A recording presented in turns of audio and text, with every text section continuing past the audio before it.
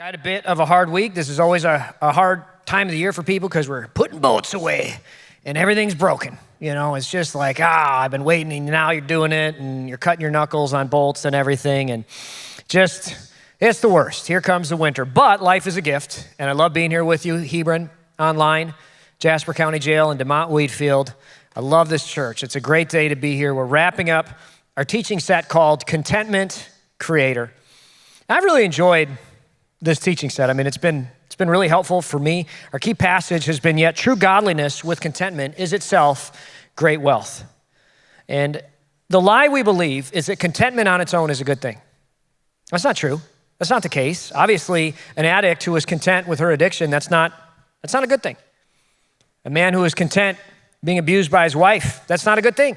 Not a good thing. The Bible does not teach that contentment is good. We think that it does, but it doesn't. It says godliness with contentment is a good thing. And so each week we've been focusing on a different aspect of that godliness that makes contentment a good thing. In week 1, we talked about this godly ambition. We have to have this godly ambition paired with our contentment. Last week we talked about the misfires of sin and the engine of our faith. This week I want to talk about finding God's delight in your life through a specific action. And this is going to be a helpful week. Even if you don't believe in God, who doesn't want delight in your life? This is going to be a special message. It'll be helpful to you, especially if you struggle with finding joy. Hey, come on. This is going to be a good week. And what I'm going to do is tell a story. We're going to look at some Bible. I'm going to make 4 points, and then I'm going to make a bonus point. And some of you are like, why don't you just make 5 points? You know, why 4 points and a bonus point? Because I do it the way I want it, okay? It's fine. The bonus point will make sense when I get there. It will be the best point, so you'll have to hang on for that one. But let's start with a story. So last week was a pretty eventful week for us. We were celebrating my son's birthday, and my wife got a call right as our friends were arriving into our house that her sweet sister, Tara, had died. And Tara was a special person. She had cerebral palsy for most of her life. She was in a wheelchair. Many years ago, Tara had a brain shunt put in, and she lost most of her words and a lot of her cognitive functions. I only ever heard her say 3 words over and over again. She would say, I love Kristen. Isn't that cute? I love Kristen. Kristen's my wife's name. So of all our family members, my wife told me she used to watch Tara a lot, and she said, I worked really hard to train her to do that. Won't lie to you. But in many ways, Tara was the anchor to the Walter family. Kristen's family has what I call multidimensional dysfunction. Everybody thinks their in-laws family does. You know, we all have that. But Tara brought them all together. She was the anchor to that family, and losing her sweet hugs and her giggles and her smile and her love of balloons was really sad. You want to make Tara happy, you just give her a balloon, and she'll just sit there all day playing with that balloon. It was a great chance for us to cling to God's promises. You know, when you face a tragedy, this is a time in life where you ask yourself, do I believe that God's promises are true? And Kristen, my wife, as could be expected, has been full of faith, full of joy, pointing our kids to Jesus. I'm so proud of her. And basically she said, look, in lieu of any gift, you know, how can we care for her? How can I care for you, honey? And she just said, John, I want everybody to declare the gospel of Jesus more. He is the only hope in the world. This life is so fleeting, and Tara is in God's presence with her childlike faith. She is in God's presence right now. And if you want to comfort me, please declare the gospel of Jesus more. I said, you got it. Now, that week, as you do when you lose somebody you love, you gotta put on the service and everything. And I ended up having 2 funerals and a wedding that week. And we ended up having to drive separately to Minnesota. My wife drove up on Wednesday to help her family prepare, you know, make poster boards and everything else. And that meant that I had to babysit the kids by myself and drive up the next day. And guys, full disclosure, and some of you ladies are gonna hate your pastor after this. I'm not what you would call a good husband. You know, many of you think that I would be, but I am at best mid. You know what I mean? Like, Kristen's a great wife. She really, really spoils me. Like, we've been married 14 years, and in that time, I've never cooked a meal because she always takes care of me. And I've also never spent the night alone with all 4 kids. This was a first, so I was like a little scared. I was like, okay, John, you can do this? You know, it was me and the 4 kids, 6 to 12 years old. And I just told them, I said, look, you guys are basically adults. Just do all your stuff and do it right, okay? Don't let me down. And they come home from school. We told their teachers ahead of time, you know, and teachers hate doing this, but I was grateful that they did this for us. They sent them home with all their work, right? All their homework. So my kids just proceeded to, how much paper does a third grader need? I mean, how many sheets of paper, really, just everywhere? Every surface of our house was covered with worksheets and colored pencils and markers everywhere. And then I said, hey, look, Aurora, you're 6 years old. You're old enough to pack all your stuff. Everybody, just pack your stuff. And don't forget funeral clothes, because you'll embarrass me. Okay, don't do it. Make sure you get. And so basically what they did was they just swept all their clothes out of their dressers into their suitcases. I was like, how many suitcases? We're going to Minnesota for like 3 days. You know what I mean? We're not going to Japan. You don't need, how many shirts do you need? How many pairs of shoes? You know? But I load it all into the truck. And when we left the house, I'm not gonna lie, I don't know, man, if you've ever left the house when you're babysitting and you leave and you're just like, you know, I mean, you close the door because it's bad in there. It's like bad dreams in there going on. It's like night. It's like, ooh, what happened in there? You know, I mean, I was in charge, but cooking the dinner, Kristen actually arranged for a life group to be meeting at her house that night. So I just stole their dinner. So my 14-year streak is living on. But I left that house, and I'm not gonna lie to you guys, it was terrible. And in my heart, I knew we needed to take care of that, because if Kristen comes home first, it's gonna be like 5 raccoons were partying in that house. Like it was bad. You know, I was like, you better make sure, John, that you get on this. And I told myself, mental note, make sure to get her clean, right? So Saturday morning, I wake up, you know, way before dawn, and I drive from Minnesota to get, you know, here for church last week, plus to officiate a wedding Saturday night. And I mean, I get back just in time, run in the house to shower and get dressed. And I opened that door. I was like, this is way worse than I remember it. You know, to myself, I was like, you ever been anxious because it's so messy? It's like, this is how hoarding begins. You just can't even with it. You know, I mean, this is how I'm going to become a hoarder. This is bad. You know, if Kristen dies, I got to move on right away, you know? Too much. I mean, every counter, every surface covered in homework, clothes everywhere, total disaster. And I don't have time because I have a wedding. So I run to the wedding for a dear friend, Brandon and Lisa, and that's great. I don't get to do many weddings anymore, but you watch my kids for 7 years, and I will gladly do your wedding, right? Lisa has been so faithful to us, and I got to give a message from the heart for them. It was a real joy. Sat at the reception for a little bit, go home. And I was so overwhelmed from the day, you know, the service, you know, and the funeral and in-laws and everything else. I get home and then I see the mess, and this is what Enneagram Type 9s do. We just avoid the problem. I go under my covers and I'm asleep by 8:45.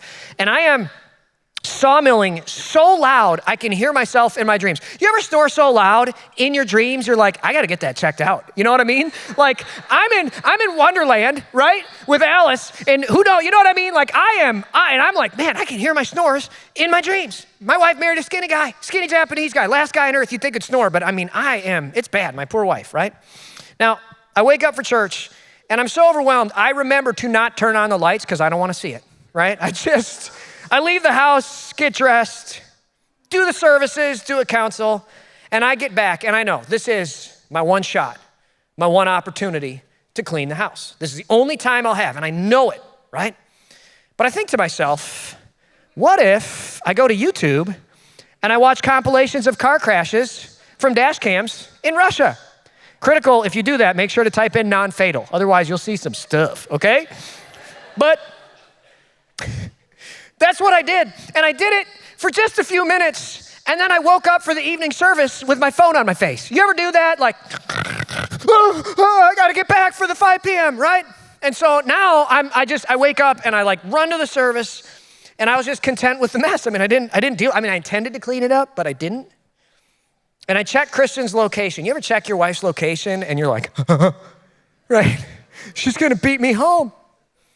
And she actually brought her kids to the 5 p.m. service because she's godly like that. You know, she's that godly, and she leaves right away.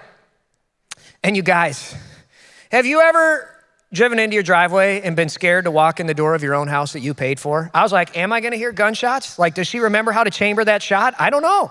You know, but and she was big mad. Like she was mad. I know some of you are like, oh, she's just a sugar plum. And it's like, well, this sugar plum got a little spicy, okay? She rightfully said, John, I know you had a big week, but my sister just died, and I drove 9 hours today with the kids. And this is bad language for Kristen. I'm gonna quote what she said. She said, I busted my rear end to make sure you were taken care of. And then she used, she said, I'm not asking the house be spotless. I'm not even asking that it be nice or mid. I just want not worst ever. Is that too much to ask? And then when my wife is really hurt, this is the phrase she uses. Some of you ladies have done this, but she said, I feel so unseen and unloved. I feel so unseen and unloved. That, I know right there, it's like, that's a disaster. This is the worst thing she could possibly say. She said, you didn't lift a finger. The trashes were full, and it's amazing. I can see anything out of line at church, but I go home and my brain, my eye, I just am not observant. But the trash was filled like a snow cone, and I ate fried chicken on the way home, so I just left all those bones on top of the trash. Whoops, I didn't see it. The dishwasher was full and clean, so I was nice enough to put my dishes in the sink. I didn't leave them all over the house, but it was like, oopsies, And she asked, what were you doing in between services?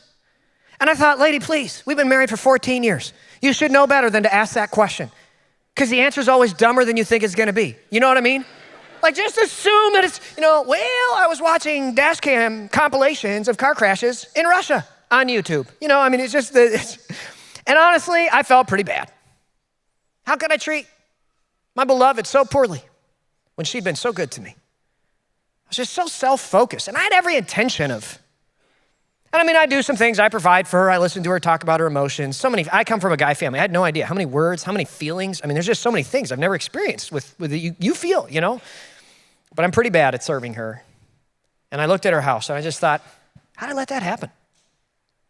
I was thinking about that whole series of events, claiming to love my wife, thinking I should serve her, planning on serving her, intending to serve her, but then getting busy, just choosing myself over her. And I thought to myself, isn't that how we treat God? Oh God, I'm gonna serve you. I love you, I'm gonna put you first. I love you, God. Then we get busy, we get tired, and we choose everything over him. How many times have you come to our church, and you just see like, wow, it's so excellent. Everything's so clean, it's just so whatever, and I bet that takes a lot of work. Looks like a lot of work, holy smokes. You walk into the nursery, you guys keep having babies, oh my goodness, You think I should help out there. I'm gonna help out at God's house. I'm into this, But YouTube, but whatever we got going on, but I'm busy, I got this stuff. Godliness with contentment is itself great wealth, but I think a lot of us are content with a modicum of ungodliness and leaving God's house a mess.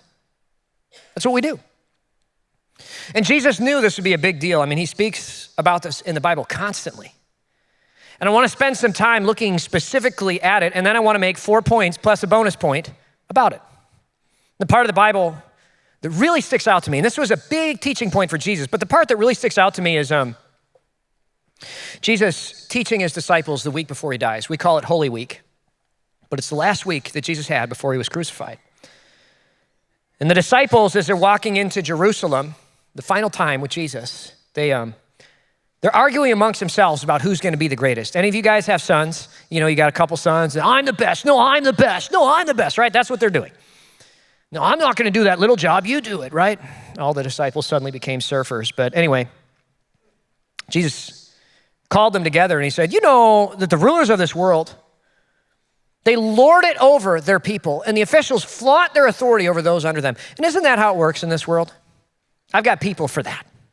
That's intern work. I've got people who do this thing on the job site, the little guy, the new guy, whatever, you get in the hole, you do, right? But among you, it'll be different. Whoever wants to be a leader among you must be your servant. And whoever wants to be first among you must become your slave, for even the Son of Man came not to be served, but to serve others and give his life as a ransom for many. Jesus says, his last week of life, the last lesson he's really given to the disciples, he says, I want you to be humble and servant-hearted. Your life, your job, it's not too important to do simple tasks for each other and for God's kingdom. I want you to be willing to serve me. Later that same week, Jesus is reinforcing that same lesson. And I love the way that Jesus is a multidimensional teacher. He gives a lesson, and then a few chapters later, you see him reinforcing that lesson all over the Bible. You see this here, okay? He has that little conversation. Hey, among us, it's gonna be different. I want you to serve. And he was just planting the seeds to bring this lesson to full fruition in this next part. I love God's word, it's so great. The disciples are gathering for the Jewish equivalent of Christmas. It's called the Passover. But for them, it's the most wonderful time of the year. And Passover is ultimately celebrated in this dinner, the Passover meal that they have together. It's a big moment, big holiday full of nostalgia, joy, and old friends and family. John 13, verse 1, it says, before the Passover celebration, Jesus knew that his hour had come to leave the world and return to his Father. And it's so interesting because in this discourse, we skip over this part right here, but how significant is that? Can you imagine that right there? He knew that this was his last meal. What a statement. Can you imagine if you were going to Christmas dinner one year and you knew, hey, this is my last night on earth. I'm gonna die tomorrow. I mean, imagine the conversations. Imagine the weight as you select of all the things you can talk about. I mean, whatever I say, this is my last time with my family. You're not gonna just sit there and talk about the flotsam and jetsam of your life. You're gonna have a real, intentional, focused conversation. These are my last words. Super important. So obviously, why is John telling us these things? Because he wants us to know what Jesus is about to say or do is really important. Now, what does Jesus do? Something that to us seems super random, cringy. We skip over it, but it says, so he got up from the table, took off his robe, wrapped a towel around his waist, poured water into a basin. Then he began to wash the disciples' feet, drying them with a towel that he had around him. Again, to us today, that's super sus. Hey, Jesus, do me a solid. Don't touch my feet. You know what I mean? To me, I read that, I'm like, okay, that's super cringe, But this was a very common practical act of hospitality in their society and culture. Why? Because people walked in sandals on dirt roads, at dirty feet. Their feet were messy. And at a table, you guys have seen pictures of it, they didn't have a lot of chairs. People would recline at a short little table, like this, eating, you've seen the grapes, whatever they're doing. They're eating there, and they have their feet in other people's face. And it'd be embarrassing to have dirty, stinky feet. You're gonna get the house messy. It's embarrassing to have your feet be dirty. Not as easy as it used to be, but here we go. So washing feet would be a combination of deodorant, washing your hands before dinner, vacuuming the house, but an even greater, more humbling act of hospitality. We have no equivalent today, but the lowliest person in the house, which would usually be, the youngest servant or the baby of the family. Today, we spoil the baby of the family. A lot of times they're the most important. Sorry, kids, if you're not the baby, I am. But back then, the baby was the lowliest, and they would wash the feet. Jesus doing this was a radical act of humility. The most important part of Passover was the teacher, the rabbi of the meal. The disciples, it was a big honor to have Jesus. Hey, who's presiding over your Passover meal? Oh, just Jesus Christ. No big deal. Jesus of Nazareth. He's the one, doing the meal. Not to brag, but it's a big honor. He'd be the honored guest.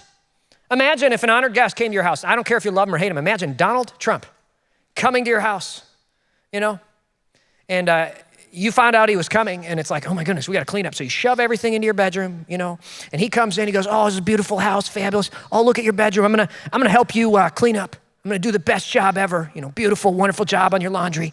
And he helps you, he vacuums your house, floors, folds your laundry, puts it away super kindly, neatly. It's huge, helps out. You'd be mortified.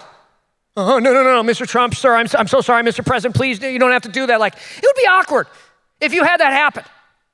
That's exactly what the disciples do to Jesus. They try to stop him. They feel awkward. He's flipping the script on its head. It's the reverse of what's supposed to happen. But he is reinforcing the lesson that he just gave to them. Among you, it'll be different. But the Son of Man came not to be served, but to serve others and give his life as a ransom for many, right? And those words are echoing in their head from last week that he's doing right now at dinner. It says, after washing their feet, he put on his robe again and he sat down and he asked, do you understand what I was doing? Do you get it? Do you see it? You call me teacher and Lord, and you are right. That's because I am. Next slide. That's because I am. And since I am your Lord and teacher, and I've washed your feet, you ought to wash each other's feet. Now, growing up, churches sometimes literally take that literally. And if you've ever been to a foot washing service, I always find it a little awkward. Sometimes they can be powerful. But Jesus is not saying, I want you to literally wash each other's feet. He's saying, I want you to take the most humble tasks and do them for one another. Do them for God's house. I want you to serve one another in humble ways, even if you're important. He says, I have given you an example to follow. Do as I have done to you. I tell you the truth, slaves are not greater than their master, nor is the messenger more important than the one who sends the message. Now that you know these things, this is really cool. Check this out. It says, God will bless you for doing them. Do you want to be blessed by God? Serve each other. I'm your master and I'm willing to do this. You're not more important than I am, so you better be willing to do this act of service. You know, what I see today is this contentment among a lot of Christians. You just come to church, you get a little bit better, and church is helpful. We make it helpful because Jesus was helpful. It makes your life better. You apply Jesus' teaching to your life. Guess what? Your marriage is going to start to get better. Your relationships are going to be better. You'll grow in faith. You get eternal life by grace through faith in Christ. Wow, wonderful. But Jesus says, do you want to be my disciples? Really? Do you want to be deep followers? Better serve each other. He doesn't say memorize the whole Bible. He says, you better serve. The last thing, at the Last Supper, the last lesson that he gives, he allocates the whole week to it, is he's telling us, hey, serving is really important. I think all that begs the question, where in your life are you humbly serving God's people in God's church? Where? It's a big, big question. That's what I want to spend the rest of this talk on. Jesus says this is so important. He says, if you want to be blessed by God, he literally attaches a promise to it. When you serve each other humbly, as I have served you, you will be blessed by God. Do you want to be blessed by God? Wow, that's big. You better serve. I've got 4 thoughts plus a bonus thought on this that I want to reveal to you. And some of these you're really going to relate to. Others, some of you might not, but across all of them, there'll be something you can take away. Number 1, it's not about the money. It's about the heart. We're going to list all 5 of them here, but I feel short again. Sometimes I wish I was Dutch, but it's not about the money, it's about the heart. I've met a lot of people over the years who are very successful, especially in the church I took right out of college in Dallas, Texas. A lot of really successful people. Several billionaires went to that church, and some of them would say, Pastor, I'd serve more, but I make $1,000 an hour right now. Why not work an hour more and pay someone to serve 10 hours? And listen, God has a cattle on 1,000 hills. Giving sacrificially in every area is a part of serving God. Yeah, give financially. Of course, we trust God with our money. That's great, do that. But we also trust God with our time and our service. Saying, God, I'm going to give every segment of my life, financially, emotionally, spiritually, with my time. I'm giving it all to you. One of my friends is really successful, and he serves in our church in the most humble ways. And he tells me all the time, I can't believe what God does in my heart when I do this. He says, serving makes me come alive. He said, I spent so many years not doing this. I thought I was funding the church financially, but I was missing out. Watching the faces, the families, and seeing the people my giving is reaching. He says, number 1, it makes me so much more passionate about my job and about what I do, right? Because it's really making this impact. And number 2, I just feel God's blessing even as I stand here and serve. I love it. Serving, it's not about the money. It's about the heart. Number 2, God delights in us serving him. A couple months ago, I came into our bedroom and I was surprised because I didn't know that we had a turn down service in our house. Like everything was, made, the bed pulled back. I thought, well, that's really nice. Kristen's blankie that she still sleeps with from her childhood was folded neatly, which is super cute. Just called her out. Sorry, babe. Another thing I did that wasn't right. Okay, just kidding. My wife gives me lots of grace. Our pillows were fluffed. Her Kindle was sitting on her pillow. Everything was picked up. And it had gotten a little messy before that day, and I was just like, wow, that's a nice surprise. There's a note written on our pillows for each of us. And at first I thought Kristen had done it, and she thought I had done it. But then we read the notes, and we realized, it's our 6-year-old daughter, Aurora Grace, our little chicken nugget, right? Who cleaned our whole bedroom and turned it down and straightened out all our stuff and wrote a little love note to each of us. Now, to be clear, we probably could have done it faster and better than she did, but it meant the world to us to have our daughter serve us in that way. Honestly, I had a little lump in my throat, I love her so much. And really, what I did was I delighted in my daughter, delighted in her. And we told her, oh, Aurora, that meant so much, thank you. And she was so proud, and we were so proud, and everybody was so happy. I delighted in her. How much more does your Heavenly Father delight in you, his child, when you serve him? He delights in you as you serve him. When we, his children, serve him, we're blessed. He delights in us. Number 3, serve healthy. And when you eat too much of anything, salad, cake, cookies, steak, you get sick. And when you don't eat enough, you starve. You get emaciated. And I think that serving God is similar. A lot of you don't serve God at all. And there's a part of your relationship with God that is emaciated, that is starving, that is sick. And you might feel good in a lot of areas, but that part, when it's missing, not healthy. Some of you, I gotta be honest, you're like, I wanna serve on every team, every week, always. Sign me up for this, and this, and this, and this. And that's not healthy either. Not healthy either. Serve healthy, serve in a healthy level. And then, number 4, make space to serve God first. Each week, God gives us a certain amount of time, represented proverbially by this drumstick.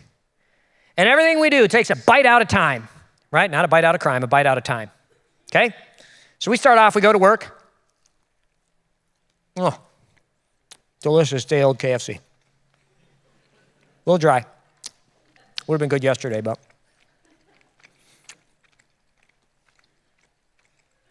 We get involved with kids' sports. That's really the whole thing. We volunteer for parent committees, nom. We do all this stuff, our chores. At the end of the week, this is what we have left, And we say, here you go, God.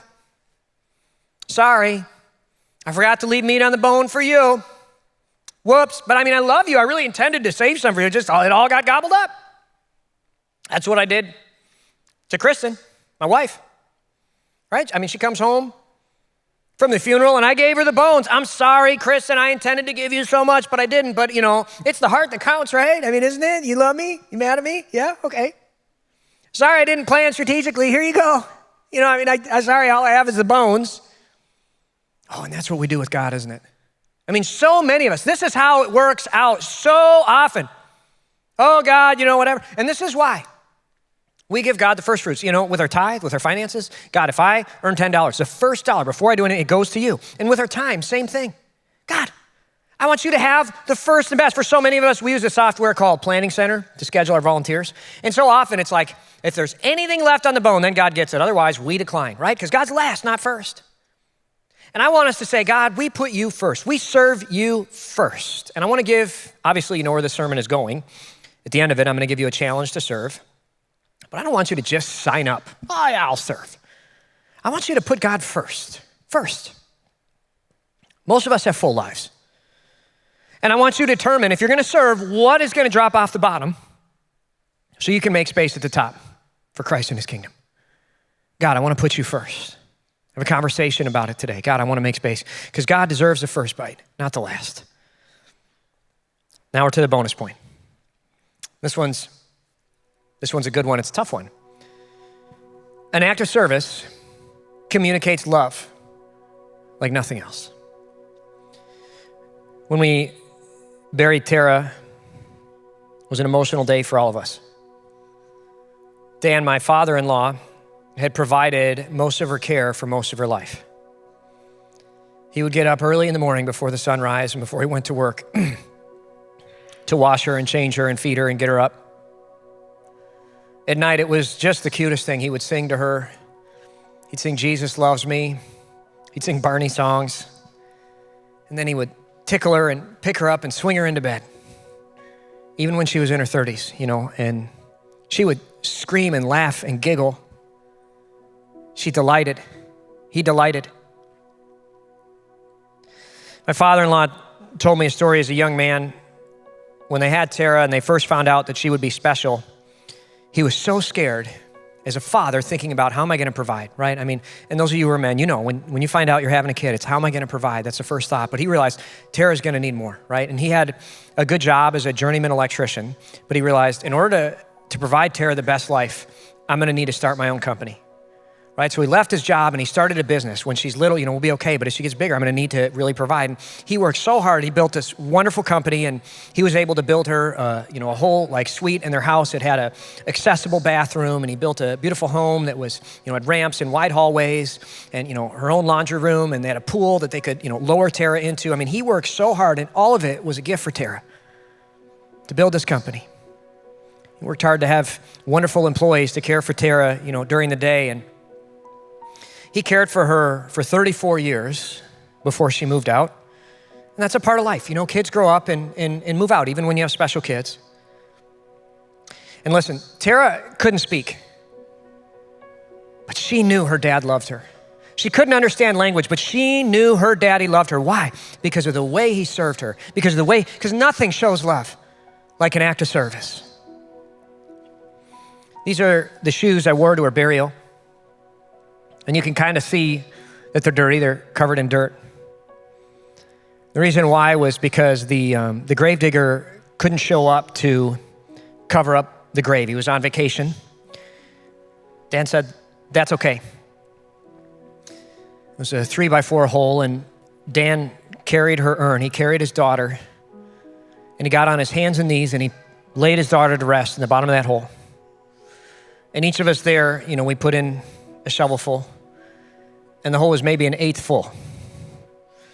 And then Dan, her daddy, spent several minutes in his best suit on a hot day doing one last act of service for Tara. I'll never forget the sound of the shovel scraping against the dirt, filling that hole. There wasn't a dry eye in the place. As a father showed his daughter one last act of service, one last act of love, filling her hole with tears and dirt. I'll never forget it. Nothing shows love like an act of service. Nothing shows love like an act of service. It can cross language barriers. It can speak to people in ways you didn't think were possible. Jesus served us when he went to the cross. He served us in an unforgettable demonstration of love. The last act is an act of service and an act of love. At the Last Supper, he washed the disciples' feet. He said, among you, it'll be different.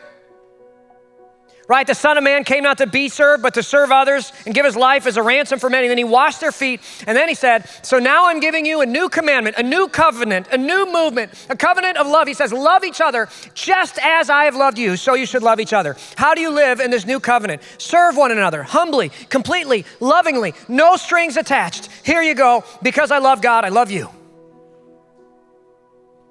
Church, today, I want us to heed Jesus' last lesson. I know some of you in your homes, you're arguing about, you should do this, no, you do that, and you don't do enough, and whatever. And I want us to serve one another.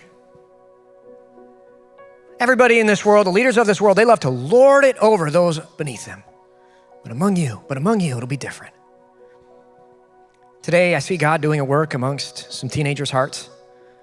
You have resentment about, just serve your mom, serve your dad. See husbands and wives just saying, I want to humble myself. I want to serve you. I'm so sorry. Been lording it over and been demanding and commanding. Today, I'm asking you, some of you, you serve at our church and, this message isn't for you. You already got it. Some of you, you're weary of serving or you're not at all. I'm asking you to worship and honor God.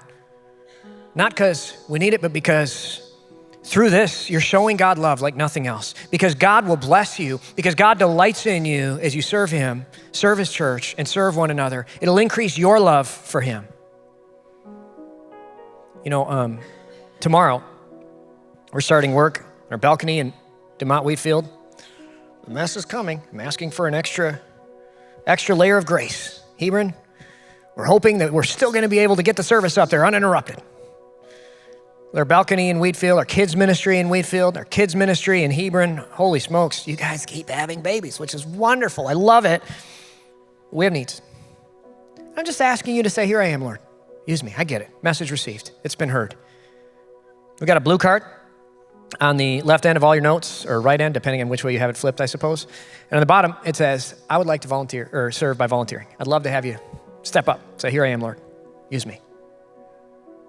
Online, I'd love to have you join our family physically. Say, Lord, I want to serve your house. I want to build it. I can't wait for the discussions that families are going to have about, hey, how can we serve one another? How can we love one another? How can we humble ourselves? How can we put away an air of arrogance and say, here I am, Lord, to serve. Not because they need it, but because that's the way you first loved me. As we close at all locations, I'd like to ask you to stand to your feet, and I'd like to have a prayer. Lord Jesus, I thank you for the way you first loved us. Lord, I thank you for the way that you model humility like no other movement. You lay down your life for us.